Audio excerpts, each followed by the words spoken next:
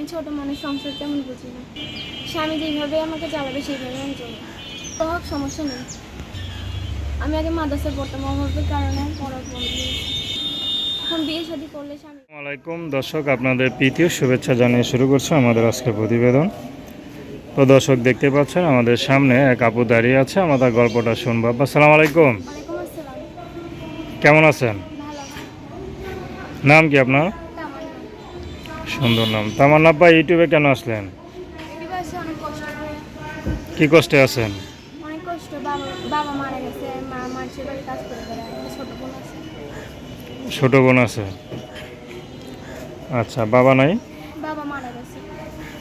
ভাই? ভাই নাই, বোন আছে। আচ্ছা, আপনি কি করেন? আমি এখন কোনো কাজ করি না, মাদ্রাসা পড়ি। মাদ্রাসা পড়তেন, এখন পড়েন না? এখন পড়া হয় না। টাকার জন্য কি বন্ধ হয়ে গেছে? হুম। আচ্ছা, এখন কিছু কোনো কাজ বাজ করেন? না, কেন করেন না? এখন কাজ ব্যস্ত, এখন এত ছোট বয়সে দিব না তো। আচ্ছা আচ্ছা, বয়স কত আপনার?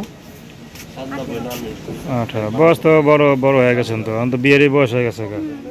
তো বিয়ে সাথে করবেন নাকি? হ্যাঁ, কেমন মানুষ পেলে করবেন? যদি ভালো একটা মনের মানুষ পেতাম, আচ্ছা, কেমন মানুষ চান? যে এরকমই হোক, সে যদি আমার দায়িত্ব নিতে পারে। কেমন মানুষ চান? হুম। আচ্ছা, তো আপনার বয়স তো ছোট, সংসার বুঝবেন? হুম। সংসার বুঝেন? মা আছে তো না? হুম। মা সংসার শিখাই দিবে না, যে মেয়ে কীভাবে সংসার করবে? মানে মার তো একটা অভিজ্ঞতা আছে, আপনার তো সেই অভিজ্ঞতা নাই, ঠিক না? নতুন নতুন এক জায়গায় এত ভয়ও লাগে। এই যে আপনার সারা বছর মার বাসা থেকে আসছেন, এখন যদি স্বামীর ঘরে যায় একটু ভয় লাগবে না? ভয় তো কাজ করবো নাকি? আচ্ছা, তো সেই ভয় কি কাটা উঠতে পারবেন? হ্যাঁ, ইনশাল্লাহ পারবো। আচ্ছা, স্বামীকে ঠিকমতো আদর ভালোবাসা দিতে পারবেন তো? হুম। হ্যাঁ। আচ্ছা, তো আপনাদের কী যোগাযোগ করবে? নাম্বারের মতো। নাম্বার, এই নাম্বার সবসময় খোলা থাকে? হুম। নাম কি বললেন? তামান্না।